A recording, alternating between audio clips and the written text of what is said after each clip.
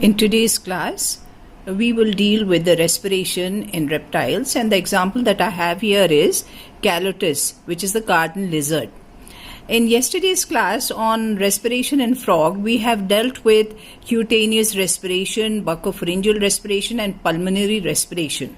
And we have understood that the cutaneous respiration occurs in skin, and buccopharyngeal respiration occurs in the buccal mucosa, and pulmonary is the one which is happening in the lungs. But in case of reptiles, we do not find any kind of cutaneous respiration, and buccopharyngeal respiration is found only in turtles. So the main type of respiration is only the pulmonary respiration or the lung respiration. But a question arises, why do we not find cutaneous respiration here? Because the respiration can thus occur through the skin. The answer is it doesn't happen that way because the reptiles have a very thick skin. And so now today we'll go over and try to understand the various parts of the respiratory system. Now I'll take you to that particular diagram where we discussed about the respiratory system and the different parts of the respiratory system in case of the frog. Now here in the frog, the reason why I am discussing the parts of the frog in this particular lecture is because both the respiratory systems in frog and Calotes are quite similar regarding the structures. Wherever it is different, I'll tell you what the points of dissimilarity would be. Now let us understand this, that the point of entrance of the air containing oxygen is the nostrils. So the nostrils are also referred to as the external nares. From the nostrils, the air passes into the nasal chamber, which is a thin passage, and that leads into the internal nares. Now, internal nares are small openings which lead into the buccopharyngeal cavity. Now, the buccopharyngeal cavity is a very wide cavity in the mouth, and that leads into the glottis. Now, and then glottis has a little opening in the center. And here we can see the diagram of the glottis. Here we find that the glottis has an opening in the center which is controlled by a sphincter muscle, and that muscle is musculus compressor laryngeus, and the glottis leads into the larynx. The larynx is a chamber, muscular chamber, and that has two types of cartilage. One is the arytenoid cartilage and the other is the cricoid cartilage, and that leads into a long tube which is also supported by cartilaginous rings. That long tube is the trachea. So the cartilaginous rings do not allow the trachea to collapse. Next, the trachea splits into two parts, two branches, and these are the bronchi. Each one is the bronchus which leads into a lung. The two lungs are fusiform in structure, and they are located within the pleuroperitoneal cavity, and they are protected by means of the ribs. And certain muscles are attached to the ribs which are known as the intercostal muscles. So these help in regulating the expansion and contraction of the rib cage. So we should understand that there are three types of muscles which have to be studied in the respiratory system.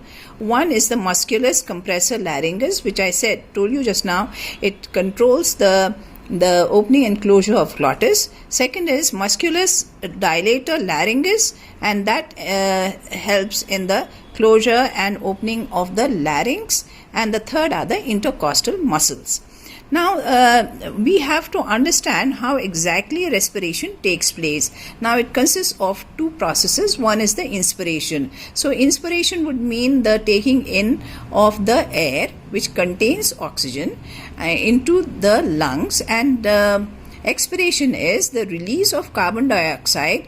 After the exchange of gases, the oxygen is taken in, right, and the carbon dioxide is released into the lung cavity. So this expulsion of carbon dioxide from the lungs to the outside is called as expiration. Now, first of all, what we need to understand is we look at the parts of the respiratory system and try to understand how exactly the air comes in to the lungs. So first, the mouth is closed.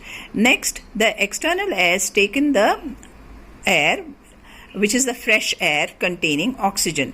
The air goes into the nasal chamber. From the nasal chamber, it goes into the internal nares, and the internal nares open into the buccal cavity, which is called as the buccopharyngeal cavity.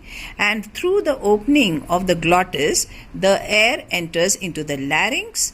The larynx also, as I said, it is regulated by this particular muscle, that is the musculus dilator larynx. So by the activity of, because of the dilation of the larynx, then you find the air entering into the trachea, from the trachea into the bronchus, and in the bronchus, from the bronchus, the air enters into the lungs. And as we know, the lungs have a certain thickened walls, and which are referred to as the septa.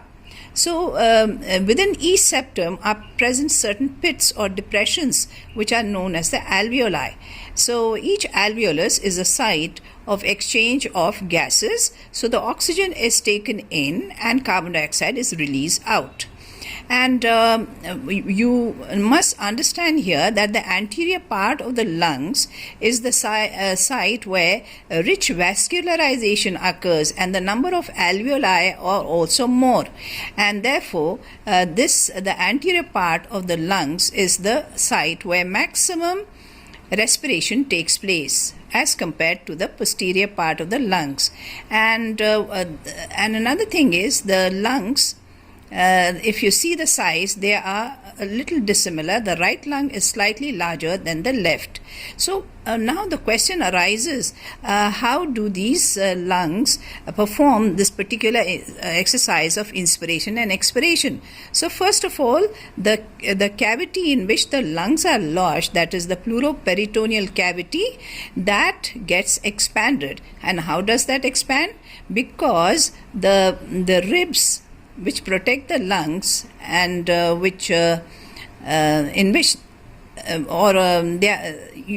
are the ones which control the pleuroperitoneal cavity, right? So these ribs are pulled to the sides by the activity of the intercostal muscles. And once the intercostal muscles pull the ribs to the sides, you find that this cavity expands. And once there is an expansion of the pleuroperitoneal cavity, the lungs also sort of relax, and and you find that the air pressure within the lungs decreases, and because of the dilation of the lungs, you find that the air rushes in from the external nares into the glottis to ultimately to the lungs. And then there is a exchange of gases. And for the expiration to occur, we find that the intercostal muscles come back to their original position, so do the lungs, and as a result of which the lungs become fusiform again, and the pressure within the lungs increases, and there's an expulsion of the carbon dioxide again through the same route, that is lungs to glottis to the outside by the external nares. So this is all about the respiration in Calotes.